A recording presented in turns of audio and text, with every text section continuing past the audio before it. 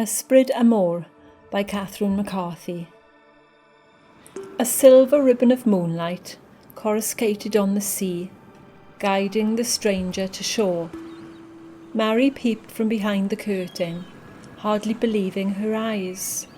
No one had dared enter the village for months, either by road or sea, not since the sickness.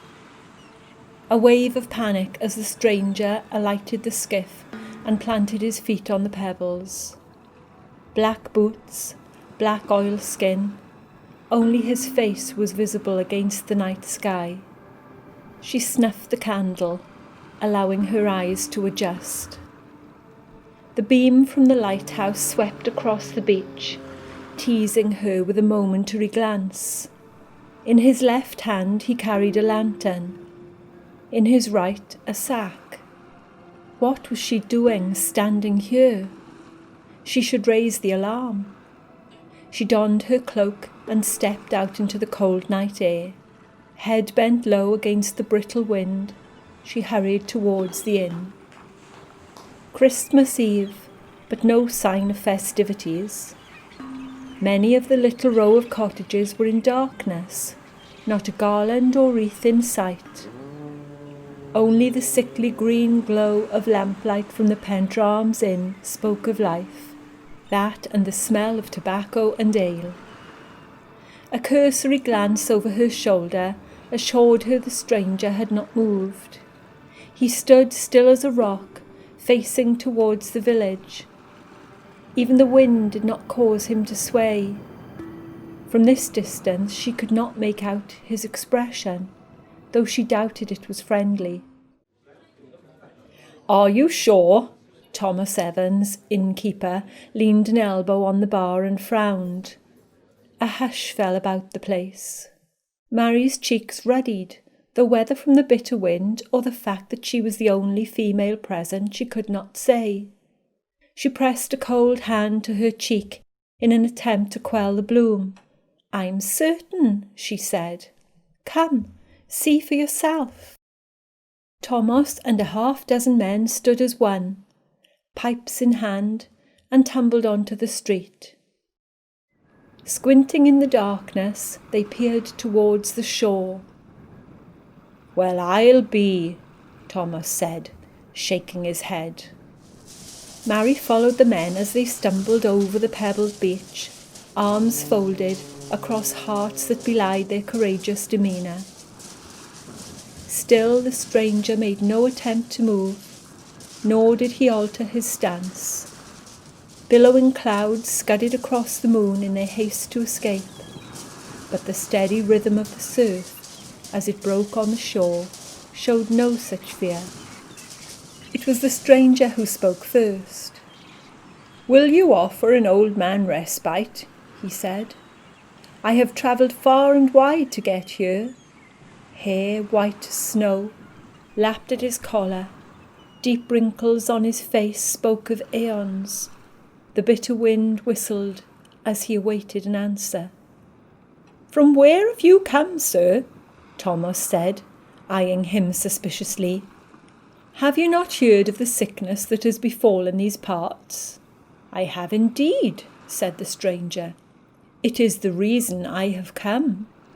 The waves roared with laughter at the stranger's audacity, licked his feet in praise. A mumbling fell about the men as they eyed up the stranger in their midst. "You cannot enter the village," one of them said. "You might be contagious." The stranger drew breath, filled his lungs with sharp, salty air. "I assure you, sir, there is no disease where I come from, and I have not stepped foot in any village on my way. Even if I had wished to, it would not have been possible, since no harbour, other than your own, was lit. If I had attempted to row ashore in darkness, my skiff might have been damaged on the rocks." He raised a bushy eyebrow. "And what would become of you then?" "Tell us, sir, what is it you have in that sack of yours? You grip it so tight that the whites of your knuckles shine through." It was Jones the butcher who spoke, and no one dared argue with the glint of his knife. The stranger held the sack aloft, though Mary saw that his arm quivered with the weight of it. From inside the sack came a rattling sound, brittle, calcite. It reminded Mary of a medicine man's rattle. "This, sir," he said, shaking the sack so that it rattled louder, "holds the answer to all your problems."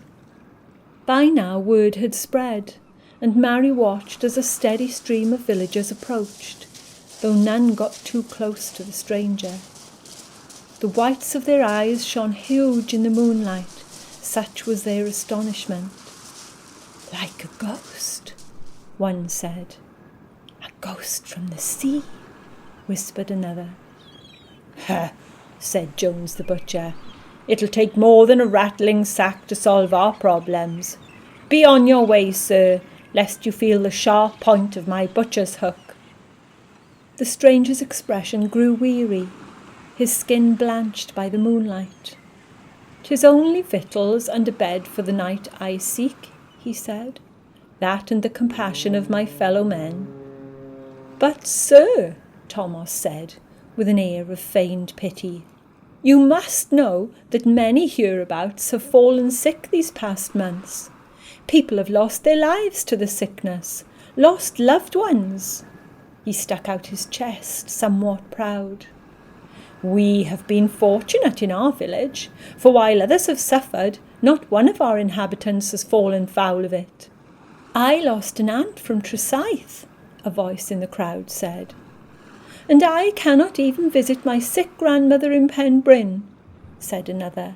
"We cannot take such a risk, sir." Mary searched the stranger's face by the light of his lamp. A single tear rolled down his cheek. The wind, Mary thought, though her instinct was to whip out a handkerchief and step towards the man. If Alice Hughes had not caught her by the elbow, she might have done so. Then, to her astonishment, the stranger slumped down on the skiff's hull, dropped both lantern and sack onto the pebbles, and put his head in his hands. Strands of seaweed matted the back of his fine head of hair. Barnacles clung to the soles of his boots. And Mary understood how long this stranger had journeyed, how far he had travelled, and all so that he could help them. "Where is your Christmas spirit?" she said, addressing the crowd. "Can you not see how exhausted he is?" A hush fell, and they stayed at their feet, ashamed. "Christmas!" spat Jones the butcher. "Fine Christmas this is turning out to be. We have no wine to mull, no pudding to boil. Why, I cannot even slaughter a goose." "You see, sir," said Thomas, addressing the stranger, "no one has left the village for months, nor has anyone entered. Our roads are blockaded and manned night and day. 'Tis the only way to ensure we stay well. Do you not see our predicament?" The stranger raised his head and addressed the crowd in a whispering voice that spoke of the sea. "If you put your faith in me, your suffering, and that of the people in all the villages, will end." He lifted the sack from where it drooped like a corpse, reawakening its rattling voice. "In here I hold the cure. Mother Nature has sent me to you, but first you must prove yourselves worthy." The crowd grew animated, elbows dug and fingers pointed, while men and women considered the stranger's proposition. "Stop," said Thomas. "We shall put it to the vote." He turned towards the stranger. "Do not move, sir," he said. "We shall deliver our verdict shortly." He gestured to the crowd. "To the inn," he said. "Each and every one of you can have your say over a drop of port. I was saving the last bottle for the morrow, but what does it matter?" "Very well," said the stranger, "but the clock is ticking. My deed must be done tonight." One by one the villagers crunched towards the inn, the glow from its lanterns showing the way. "Somebody needs to keep watch," Thomas said before crossing the threshold. "Make sure he doesn't move." "I will," Mary said without hesitation, "so long as you count my vote to let him stay." Mary sat on the harbour wall and wrapped her cloak about her. The winter wind whipped into a frenzy, drowning out the muffled voices from the inn. Too cold for snow, she thought, sitting on her hands in an attempt to warm them. This was turning out to be the strangest Christmas Mary had ever known. But then it had been a strange year, so why should Christmas be any different? The waves broke on the pebbled beach, marking time. Why did she believe the stranger could help them? Was she so desperate for the months of sickness and fear to end that she was willing to put her faith in an old man with a rattling sack? She watched, and she waited, and she hoped. And all the while, the stranger did not move. After what seemed an age, the villagers streamed from the inn, led by Thomas. His face gave nothing away, though the scowl on Jones the butcher spoke volumes. They trudged towards the shore, hands thrust deep in pockets, hats pulled low, and Mary had not the nerve to question any one of them as to the outcome. She would wait, and hear it delivered at the same time as the stranger. He watched them approach, tilting his cap in respect as the crowd drew near. No fear in his eyes, just weariness. And the ocean frothed and spat at the bobbing skiff, eager to hear the decision, for it knew all too well how important it was. The crowd fell silent as Thomas spoke. "Welcome, stranger," he said. "Come, warm yourself by the fire and share our meagre offerings. In the spirit of Christmas, we open our hearts and our homes to you." And Mary's bated breath escaped in a cloud of relief. "I thank you, one and all," the stranger said. "But I have one request before I join you." Once again, he held aloft the sack. "Before the clock strikes midnight, riders must be sent to every village to deliver my gift to those who are sick." An audible cry rang out in the dark, and a colony of gulls, roosting on the sea, screeched a warning. "You said nothing of this earlier," spat Jones the butcher, foaming at the mouth. But Thomas raised a hand. "We shall do as he asks," he said. "We are done with quarrelling." The stranger smiled, and from the sack he pulled out a cockle shell. He held it out for all to see, before cosseting the heart-shaped skeleton in the palm of his hand. "Fill your saddlebags with shells and speed out to the villages. When you reach your destination, tell them this: each and every one of them must place a shell beneath his pillow tonight. In the morning, at the first turn of the tide, they must take their shells and place them in the sea." He scanned the crowd, his expression grave. "You must stress how important it is to do as I ask, or the sickness will not be eradicated entirely." "But what is the meaning of this?" a voice in the crowd said. He paused before answering, ensuring he had their full attention. "Have you not held a shell to your ear?" "Indeed," came the answer. "And what did you hear?" "Why, the sound of the sea, of course." The stranger chuckled, and his eyes glinted bright as the moon. "And there you have it," he said. "Mam Mor speaks to all of us. She has witnessed the suffering of those who are sick and is saddened. She has seen enough and is willing to swallow the burden." As he spoke, Venus winked her approval, and the sea breathed a sigh of relief. "Then which of you is willing to volunteer?" said Thomas. Whoever agrees will need to be a competent rider to get there in time. By 10 o'clock the inn was full. It seemed to Mary that every man, woman and child had descended on it. All were gathered round the fire, or else huddled close in corners, merry with expectation. A long trestle table stood beneath the window, laden with offerings. Each and every villager had ransacked the larder, and together they provided a feast fit for a king. But first they would await the rider's return, for they needed to be certain that the deed was done. One by one the messengers came, saddlebags empty and hearts full. Fireside seats were relinquished, so that they might warm themselves whilst telling their tales. At 3 minutes to midnight the door to the inn swung open, and there stood the last of them. His skin was chafed from the cold, ice crystals nestled in his beard, but his smile was as wide as the ocean. A cheer rang out as the clock struck midnight, and everyone raised a toast to the stranger from the sea. "Forgive us, sir," said Thomas. "We have been negligent in our welcome, for we have not yet asked you your name." The stranger smiled, and the lamps in the inn grew brighter. "I am so old that I have forgotten my name," he said. "Then we shall call you Ysbrid y M𝗆r," said Mary, handing him a hot toddy. "Spirit of the sea."